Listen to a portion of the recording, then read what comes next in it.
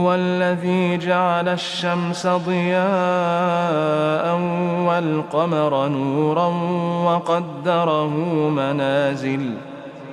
وقدره منازل لتعلموا عدد السنين والحساب.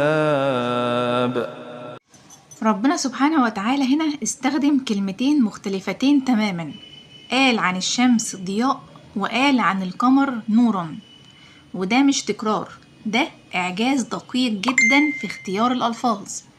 طيب، الضياء هو الضوء الصادر من مصدره، أما النور فهو الضوء المنعكس من مصدر تاني. يعني القرآن قالها بمنتهى الوضوح، الشمس بتصدر الضوء بذاتها، أما القمر بينعكس عليه ضوء الشمس فينوره بالليل.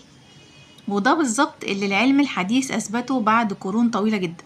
العلماء اكتشفوا إن الشمس نجم ضخم جدا من الهيدروجين والهيليوم، بيحصل جواه تفاعل نووي حراري بيحول الهيدروجين لهيليوم، وبيطلع من التفاعل ده كمية ضخمة جدا جدا من الطاقة اللي بتخرج في شكل ضوء وحرارة عشان توصل للأرض وتنشر الحياة عليها.